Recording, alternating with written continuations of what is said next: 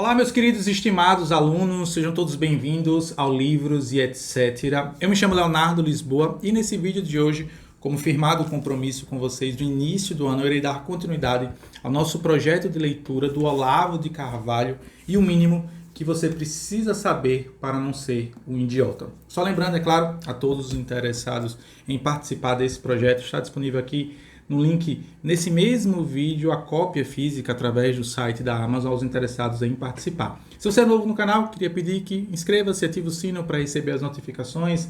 Temos vídeos aqui constantemente. Deixa o seu like, comente e compartilha. Fique à vontade, claro, para compartilhar o conteúdo presente aqui no Livros e etc. Pois bem, sem mais avisos, eu quero deixar claro que esse é o nosso 6º vídeo, tendo como base essa leitura do Olavo de Carvalho, que irá durar todo esse ano de 2021 em vídeos semanais. Hoje nós iremos falar sobre o capítulo chamado, ou subcapítulo, se vocês preferirem chamar dessa forma, chamado Fingimento.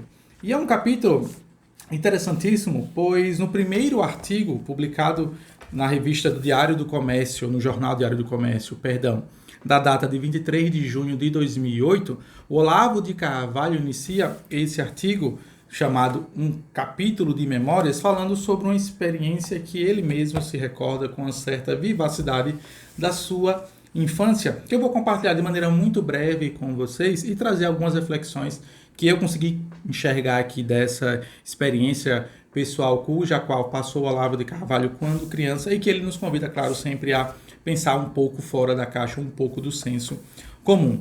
Esse artigo, publicado em 2008, o Olavo de Carvalho inicia comentando que ele teve uma certa infância não muito agradável, pois desde o seu nascimento até por volta de 7, 8 anos, segundo o próprio Olavo de Carvalho, ele foi acometido por uma doença infecciosa no pulmão, o que o tornava uma criança um tanto quanto debilitada.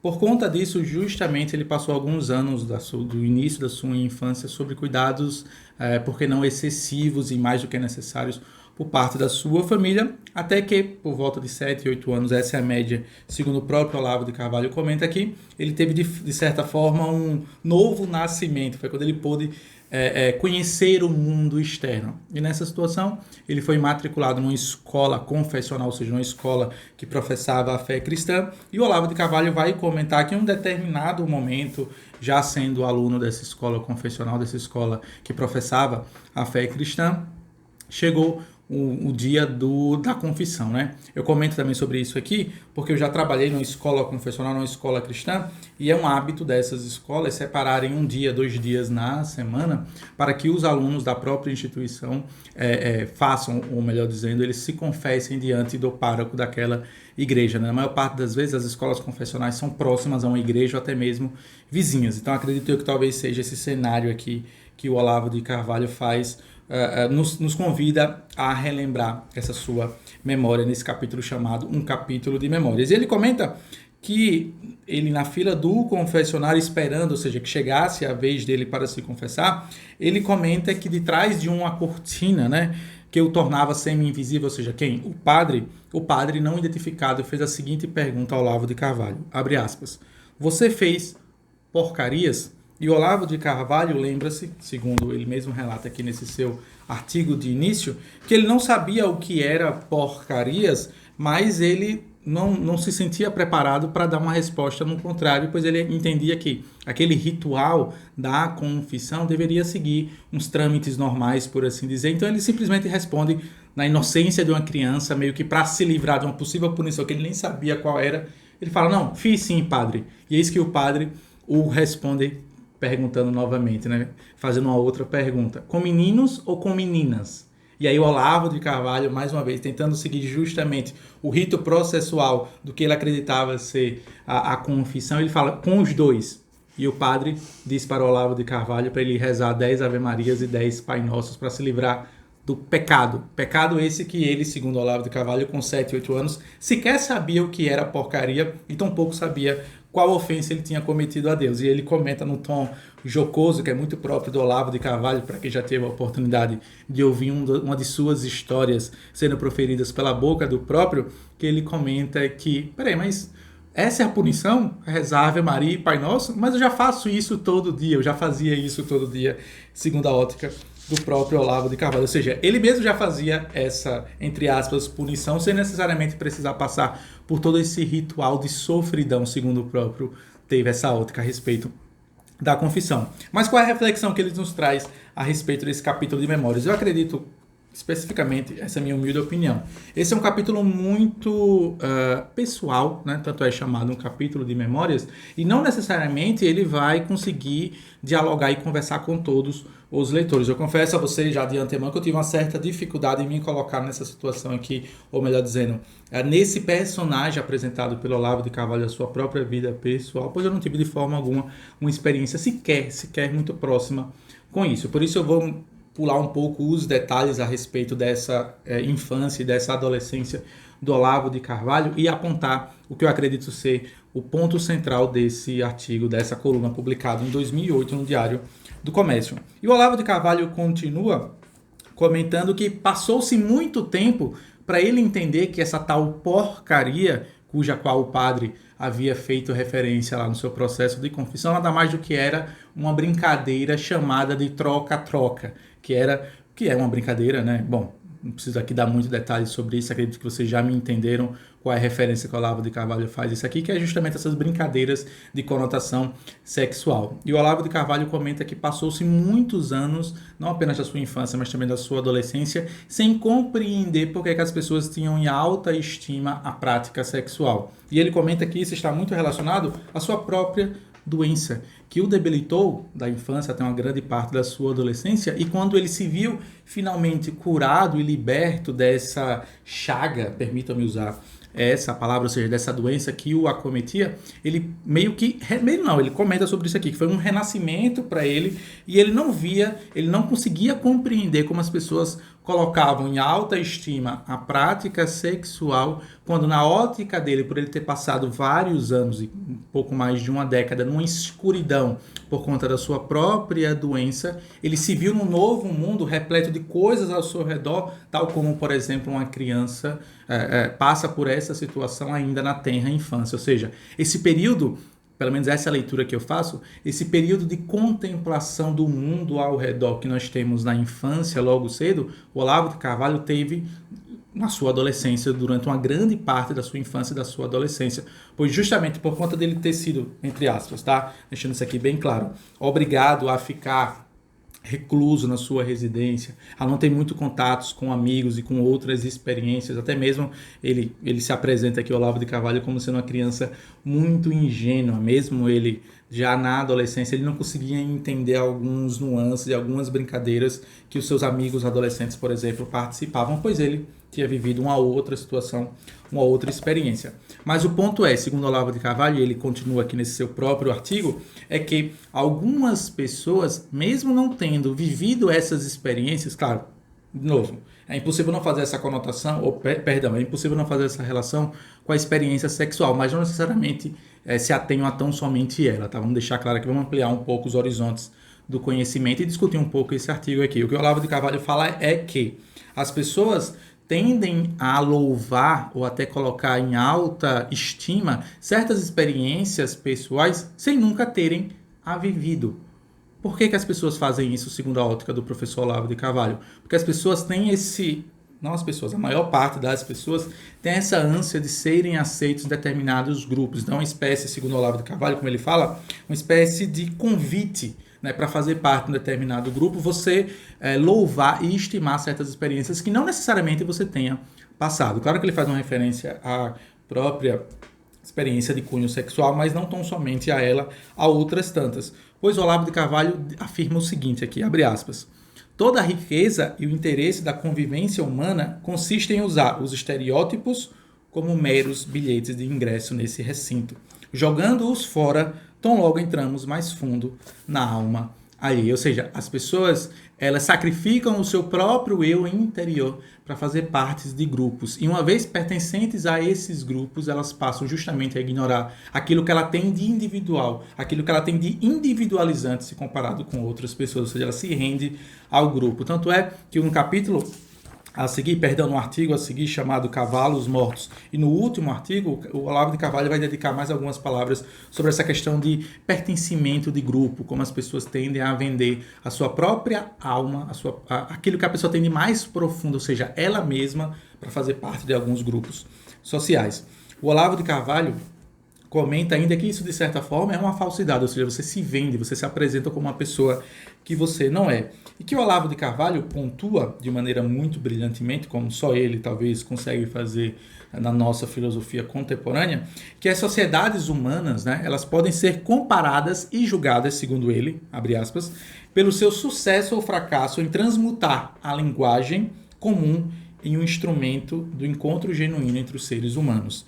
E de tudo que vivi, depois concluí que a sociedade brasileira se destaca pelo total desinteresse em fazer isso, pela acomodação complacente a uma convivência feita só de estereótipos. Ou seja, segundo Olavo de Carvalho, na literatura brasileira, na mais conceituada literatura brasileira, o que você encontra nada mais do que resquícios desses falsos estereótipos que são apresentados de uma pessoa para as pessoas que estão ao seu redor, no interesse ou no anseio de participar justamente de comunidades, ou de pequenos grupos, ou de panelinhas, como vocês possam preferir. E Olavo de Carvalho faz uma referência a uma obra do brilhante Machado de Assis, que mil perdões eu não tive a oportunidade de ler, que é Saul e Jacó, que o Olavo de Carvalho comenta que em Machado de Assis, o único personagem sincero, ou seja, o único que fala consigo mesmo e tenta se compreender a si próprio e aos outros, o conselheiro Aires, que está presente na obra Saul e Jacó do Machado de Assis, ele vive num prudente e recatado isolamento. E isso explica, segundo Olavo de Carvalho, muita coisa da nossa política. Ou seja, o único sujeito, segundo Olavo de Carvalho, na obra do Machado de Assis, Esaú e Jacó, que conseguiu compreender a própria profundidade de si mesmo e não se vendeu de forma alguma, e não vendeu a sua alma, não corrompeu a sua alma para fazer parte dos seus grupos, ele se isola em si mesmo, pois ele entende que essa postura de forma alguma é agradável a maior número de pessoas. E Olavo de Carvalho conclui, e eu também caminho para, em definitiva, para fechar esse artigo, afirmando que isso se aplica à própria vida espiritual dos brasileiros, pois na ótica do Olavo de Carvalho, tendo como base o ensinamento do grande Papa João Paulo II, que afirmava que os brasileiros são cristãos no sentimento, mas não na fé. E aí Olavo de Carvalho arremata esse pensamento do estimado Papa João Paulo II, dizendo que, abre aspas, não existe fé sem vida interior.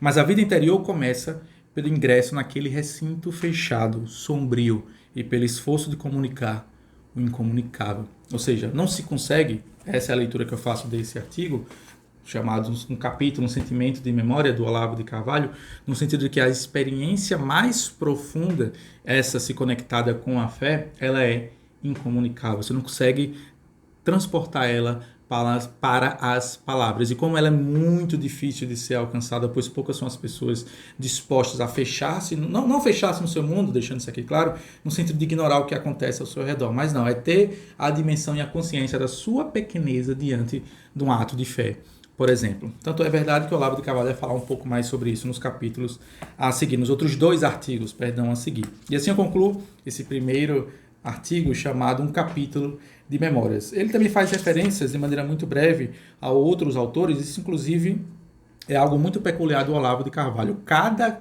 capítulo, cada subtópico, cada artigo ele apresenta 2, 3 autores e suas obras. Inclusive eu estou fazendo uma espécie de sumário dos autores e das obras apresentadas pelo Olavo de Carvalho aqui nesse seu livro. Eu estou apenas ainda na página 100, cheguei na página centésima desse livro, que tem mais de 500 páginas, se não me falha, mais de 600 páginas para ser mais exato, e já tenho anotado num papel uma quase centena de autores e obras indicadas pelo Olavo de Carvalho. Quem sabe isso é um estudo futuro, ou seja, ler todos os autores e todas as obras indicadas pelo Olavo de Carvalho. Mas assim, apenas perdão pela viagem, pela breve tergiversão do conteúdo aqui, mas vamos voltar aqui ao capítulo 2, ao artigo 2, chamado Cavalos Mortos. Artigo esse publicado no O Globo, da data de 17 de fevereiro de 2001.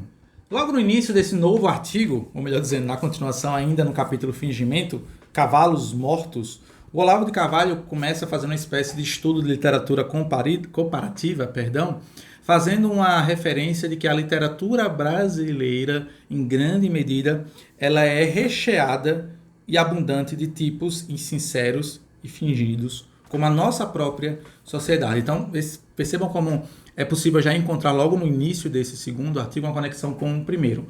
Lembram-se que eu falei que o Olavo de Carvalho assume que o brasileiro, em certa medida, ele não consegue ficar refém de si mesmo.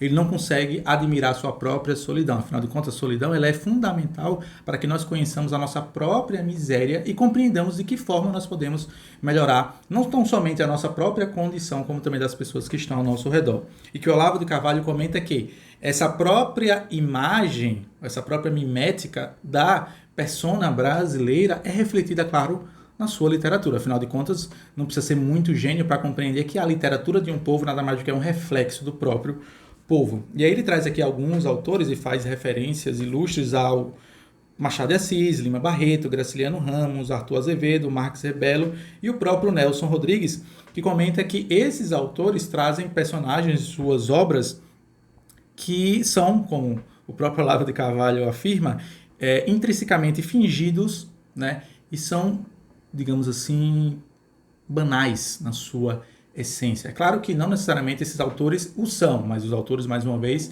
eles escrevem sobre aquilo que eles ou vivem ou que presenciam ao seu redor. E aqui é preciso abrir um parênteses para vocês compreenderem de maneira mais assertiva o que o Olavo de Carvalho afirma. Claro, lendo não necessariamente todos esses, quer dizer, lendo necessariamente todos esses autores, mas se eu pudesse fazer uma recomendação de um que acredito ser, assim, imprescindível para entender o que o Olavo de Carvalho afirma aqui, o Nelson Rodrigues.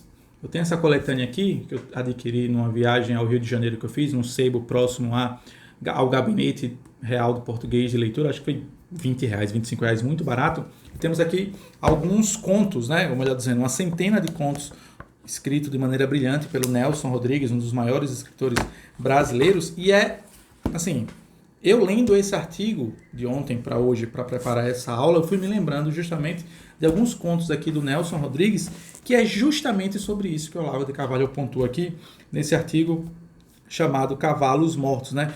Pois, segundo o Olavo de Carvalho, é repleto de exemplos na literatura brasileira de personagens, como segundo o próprio Olavo de Carvalho afirma, abre aspas, né? São mentirosos conscientes, maquiavélicos, demoníacos, né? A própria literatura brasileira tem um dos seus grandes expoentes a própria ideia do jeitinho brasileiro, né? Do Macunaíma, né? Que é o herói brasileiro, né? Então veja como isso, de certa forma, é um caráter, perdão, isso é um produto da própria sociedade brasileira que nós vivemos. E ele pontua, Olavo de Carvalho, fazendo uma referência a um autor chamado Lukács, que aqui eu preciso abrir uma aspas muito breve. O Lukács, ele é um dos maiores representantes, um dos fundadores da escola de Frankfurt, que de certa forma acabou por ressignificar o próprio marxismo, ou seja, o socialismo científico, em uma outra ideia de pensamento que tem muito a ver com o marxismo cultural, que bebeu lá de Antonio Gramsci, mas não vamos falar sobre isso aqui, que não é o tema dessa aula de forma alguma.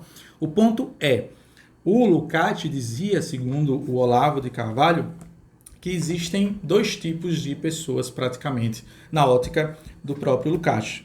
Para o Olavo de Carvalho, tendo como base os escritos, ou seja, a tipologia desse autor chamado Lukács, existem dois tipos de personagens. Aqui, mais uma vez, é impossível não fazer referência com, lembrando, personagens também podem ser considerados pessoas, ou seja, indivíduos que compõem aquela sociedade, pois é sobre isso que os autores escrevem em seus renomados livros.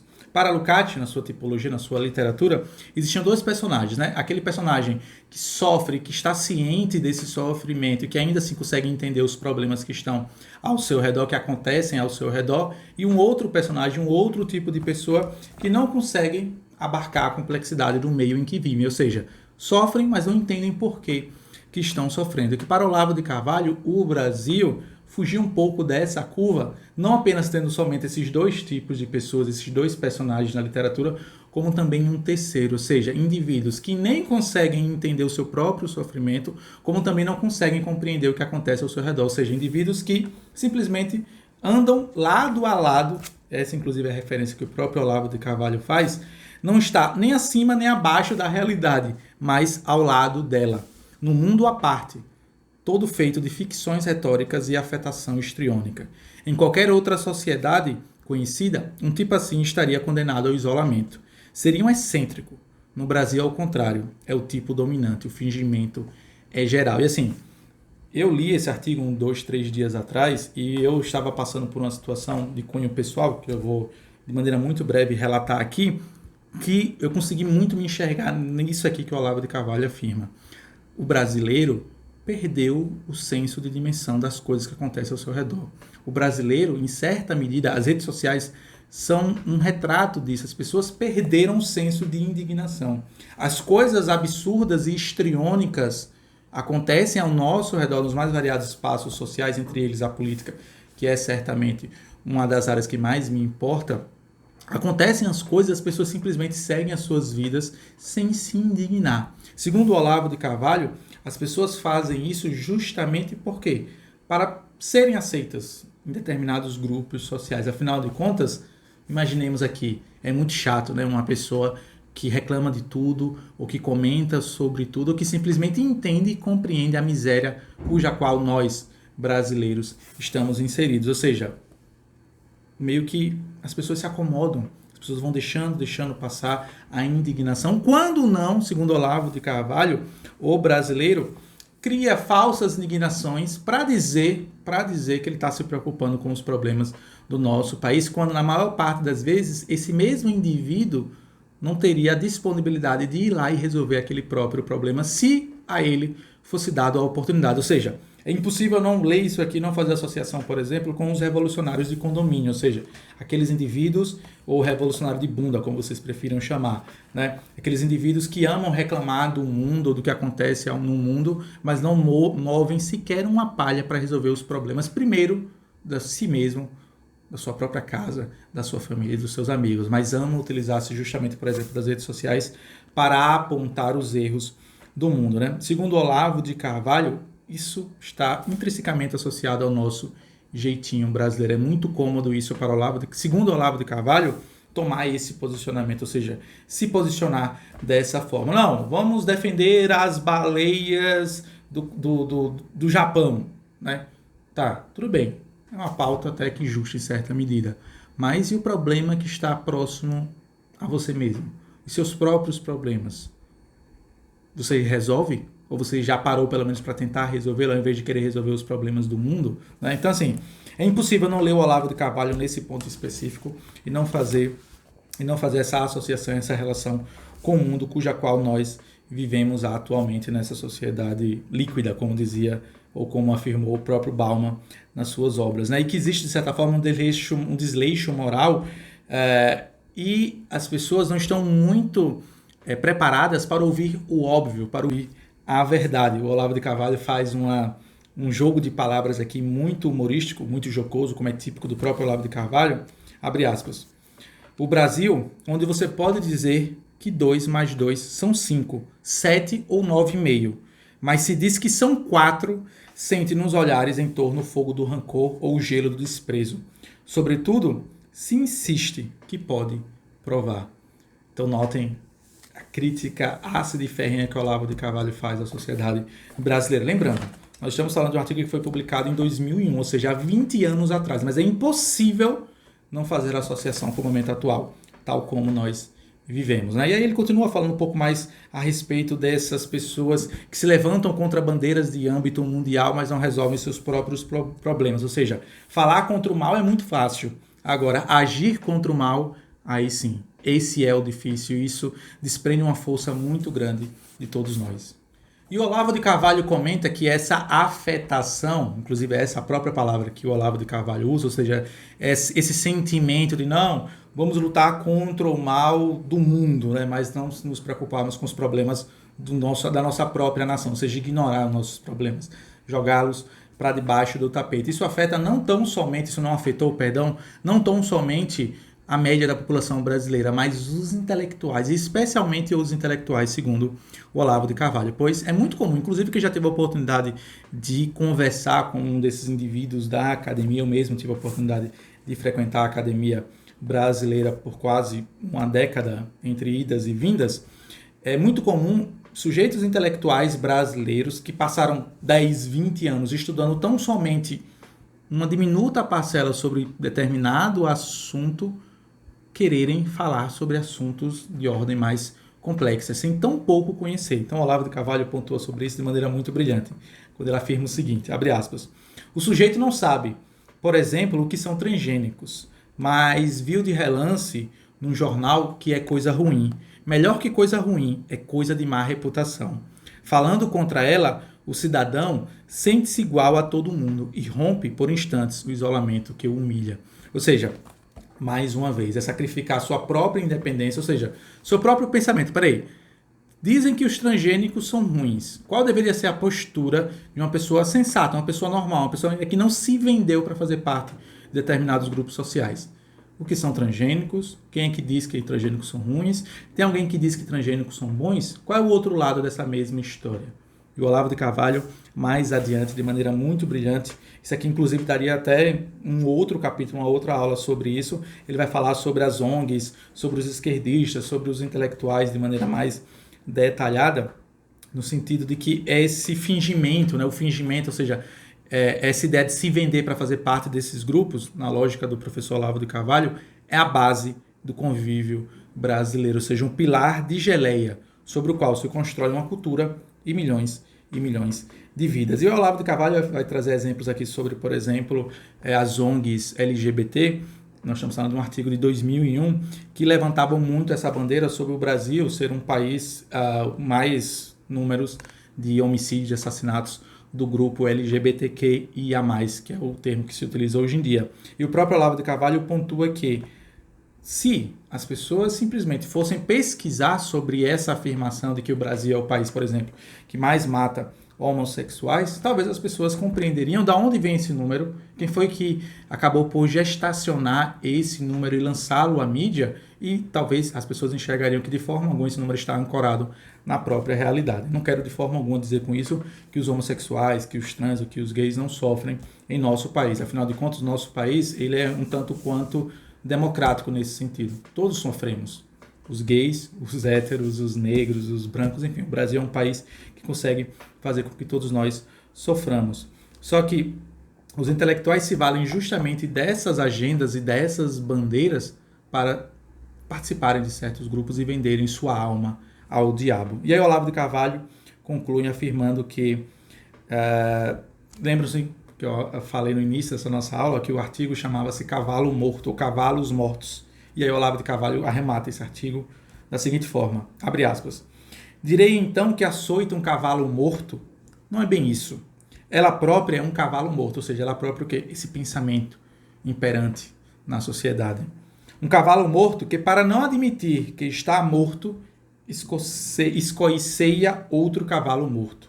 Todo debate brasileiro é uma troca de coices num cemitério de cavalos, ou seja, são os próprios intelectuais brigando entre si, tentando defender que a sua bandeira é mais importante do que a bandeira do vizinho. E, em contrapartida, a sociedade média se vendendo a esses intelectuais para fazer parte desse mesmo grupo, mesmo que eles não sejam intelectuais. Então é muito comum em discussões, por exemplo, em bares ou em discussões em espaços públicos, as pessoas terem sempre um posicionamento fechado sobre tudo, que muitas das vezes não é um pensamento dela mesma, mas que ela simplesmente ouviu de alguém que falou, ou ela leu 4 páginas, se é que ela leu sobre esse assunto. E assim o Olavo de Carvalho conclui esse segundo artigo, e eu continuo para o terceiro e último artigo chamado Os Histéricos no Poder.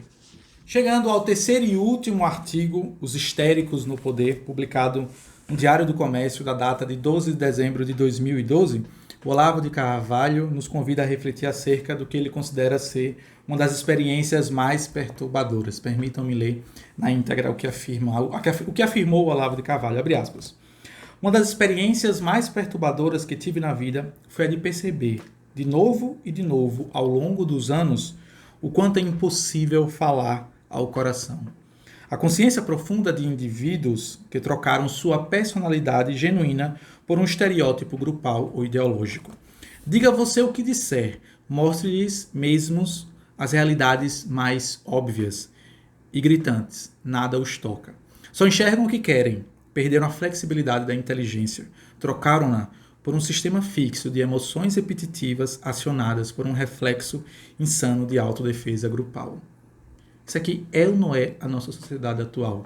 Indivíduos que passam horas e horas discutindo sobre assuntos das mais variadas temáticas, sem estudar profundamente nenhum dos temas, repetem as opiniões que eles leram em artigos e revistas, ou ouviram de um outro intelectual falar, mas não fazem justamente esse exercício de autoconhecimento, de buscar entender de onde surgiu essas próprias ideias. O Olavo de Carvalho, inclusive, fala sobre isso no documentário produzido pelo Josias Teófilo, O Jardim das Aflições. O brasileiro não tem esse hábito de tentar conhecer, não a ideia em si, mas da onde surgiu essa ideia, ou seja, fazer esse exercício de frente para trás, fazer um retorno, tentar fazer um resgate histórico de suas próprias ideias. E quando é que essa ideia, entre aspas, passou a ser sua, ou passou a ser defendida por si mesmo? O Olavo de Carvalho comenta que esse tipo de posicionamento do brasileiro nada mais do que é muito mais conivente, é óbvio, muito mais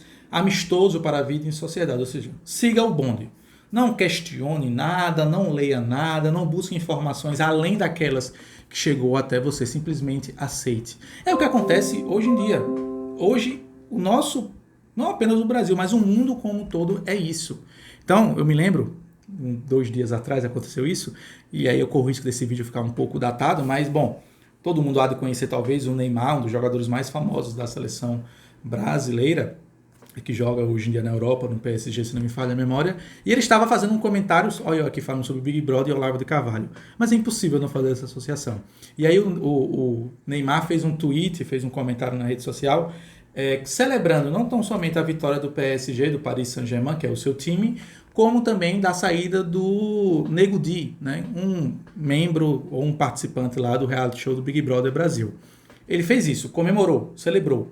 E aí as pessoas, bom, o Neymar é seguido por milhões e milhões de pessoas dos mais variados países, dos mais variados lugares do mundo. E as pessoas que não compreendem português leram essa mensagem traduzida pelo Google, por alguma outra ferramenta de tradução, que não traduz o contexto e que as pessoas começaram a acusar o Neymar de ser racista, porque ele estava desejando que um preto, ou celebrando, melhor dizendo, que um preto tivesse saído de algum lugar. Então as pessoas simplesmente rifaram ou queimaram o Neymar, por assim dizer, por que não usar essa expressão, sem simplesmente pesquisar. Peraí, Nego Di? Quem é Nego Di? Por que o Neymar está comemorando ele? A saída dele. As pessoas simplesmente, hoje em dia, tal como o Olavo de Carvalho já pontuava sobre isso lá, em 2012, ou seja, quase 10 anos atrás, é o comportamento, via de regra, do brasileiro. Não é exceção, não. Essa é a regra da maior parte dos brasileiros. O brasileiro não quer conhecer a verdade, ele tem preguiça de conhecer a verdade, pois é muito mais cômodo, é muito mais fácil você simplesmente comprar as bandeiras e comprar as causas prontas. Então vocês imaginemos como um cenário de um supermercado onde o brasileiro médio, não apenas o brasileiro médio, vamos deixar claro que a própria intelectualidade é um reflexo disso também. E em certa medida a intelectualidade acaba por incentivar esse próprio comportamento da maior parte da população, de não conhecer o outro lado da história, né? Lê do engano daqueles que acreditam ou que defendem a ideia de que o ambiente universitário, o ambiente acadêmico é um espaço de pluralidade de ideias. Pelo contrário, pelo menos no Brasil, de forma alguma, esse é o cenário. E o Olavo de Carvalho comenta que essa dessensibilização, ele conclui aqui, ele caminha para fechar esse ponto, da consciência profunda corresponde, em contrapartida, uma hipersensibilização da superfície, uma suscetibilidade postiça, uma predisposição a sentir-se ofendido ou ameaçado por qualquer coisinha que se oponha à vontade do grupo. Mais uma vez, é impossível não fazer associação com o momento atual. Politicamente correto. As pessoas se ofendem por tudo. Mais uma vez, corro o risco desse vídeo ficar datado, mas é impossível não fazer essa associação. 2, 3 dias atrás, a minha esposa conversava comigo a respeito de um clipe de um canal no YouTube que lançou, tendo como personagem principal 3 moças bonitas, sensualizando com a vestimenta de enfermeiras. E aí lançou-se uma nota oficial do Conselho das Enfermeiras ou coisa que o valha, repudiando o clipe, dizendo que o clipe estava atacando a imagem das enfermeiras. Então assim, notem, né? Quer dizer, os problemas, vamos lá. Quer dizer que as enfermeiras em nosso país não têm problemas de ordem mais urgente a serem resolvidas, por exemplo, o salário, as péssimas condições de trabalho, o descaso com a própria saúde pública em nosso país por parte dos governantes, mas o Conselho de Enfermagem parou o seu trabalho para reclamar que 3 fanqueiras estão rebolando a bunda porque estão vestidas de enfermeiras. Sendo que qualquer pessoa que já teve a oportunidade de frequentar ou até mesmo adentrar, por exemplo, no espaço de uma sex shop, vai perceber que lá, por exemplo, também vende-se fantasias não tão somente de enfermeiras, como das mais variadas profissões. Pois a mente humana, no tocante à sexualidade, ela não tem limite algum. Então notem, né? Quer dizer, é essa dessensibilização da consciência do problema que está ao seu redor, mas ao contrário, essa hipersensibilização de problemas, ao meu ver, que poderiam ser muito facilmente resolvidos sem necessariamente fazer todo esse estardalhaço, tal como, por exemplo, as enfermeiras fizeram. Eu trouxe esse exemplo aqui das enfermeiras, mas vocês encontram outros tantos exemplos em nossa própria sociedade. Ou seja, as pessoas acabam por se tornarem seres automatizados e automatizantes, pois esse comportamento vai se espalhando cada vez mais. Tenho certeza que tiveram algumas enfermeiras, voltando ainda a citar um pouco desse caso, que falaram, peraí, vocês estão reclamando disso? Quer dizer, de todos os problemas que nós temos relacionados à nossa profissão, à enfermagem, é isso que lhe afeta? 3 fanqueiras que estão rebolando a bunda vestida de enfermeira? Mas se a gente for reclamar sobre esse ponto, ninguém vai poder dançar funk vestido de nada, porque as funkeiras e outros tantos gêneros musicais utilizam justamente de vestimentas de profissão, ou seja, vestimentas profissionais para incitar de maneira sexual e conotativa, por que não, os telespectadores. Então vocês notem, né?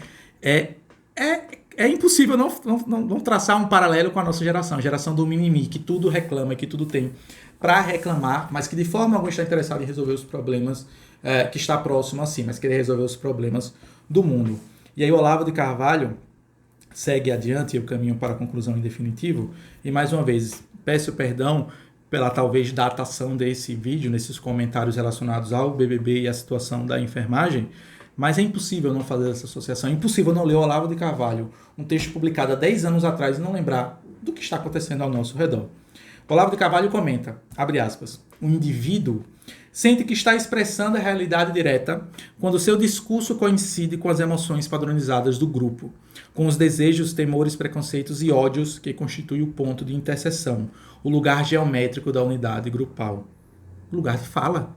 Isso aqui é o lugar de fala. Então a Djamila Ribeiro, que escreveu aquele livro horroroso, que eu li pouquíssimas páginas e vi alguns vídeos desastrosos da mesma, é isso aqui.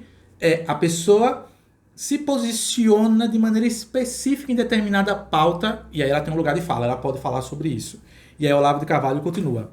O mais cruel de tudo é que, como esse processo acompanha para e passo o progresso do indivíduo no domínio da linguagem grupal, são justamente os mais lesados na sua inteligência intuitiva, que acabam se destacando aos olhos de seus pares e se tornando os líderes do grupo.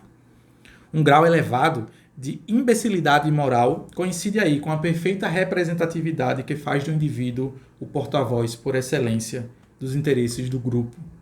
E na mesma medida o reveste de uma aura de qualidades morais e intelectualmente perfeitamente fictícias. Bom, isso aqui é o Big Brother. É o Fiuk aqui. Olha mais uma vez eu trazendo referências do mundo externo.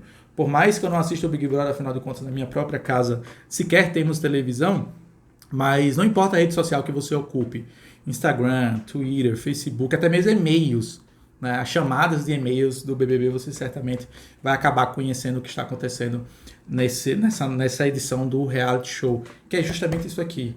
Quando o Fiuk vai em público, em rede nacional, para milhões e milhões de pessoas, numa posição um tanto quanto servil a essas ideologias e fala, desculpe, eu sou branco, eu sou hétero, eu não sei o que, me desculpe. É isso aqui. Ele está se vendendo, ele está sacrificando a sua própria alma, dizendo que todos os homens são estupradores, dizendo que todos os homens são abusadores, dizendo que todos os homens perseguem as mulheres. Ele está, de certa forma, sacrificando a sua própria masculinidade. Mas para quê? Com o intuito de quê? De servir a um grupo, de servir a uma ideologia, de servir a uma agenda, e ser elevado, e ser erigido a uma condição especial dentro do grupo. E segundo Olavo de Carvalho, o modus operandi de algumas pessoas. Elas vendem, mais uma vez, é impossível não lembrar do livro ou perdão, da própria situação de vender a alma ao diabo. É impossível não fazer essa analogia. As pessoas vendem a sua alma ao diabo. E quando eu falo diabo aqui, considerem como ideologia, filosofia, posicionamento político, pertencer a esses grupos identitários. E aí Olavo de Carvalho comenta que isso por si só acaba por limitar o próprio debate de ideias, que é saudável, segundo o próprio Olavo de Carvalho, e que ele conclui que a raiz de todo o diálogo, ou seja, esse diálogo que não está mais acontecendo da forma devida, pois as pessoas estão hipersensibilizadas sobre coisas banais e dessensibilizadas para coisas que deveriam ser a preocupação de nós, cidadãos brasileiros.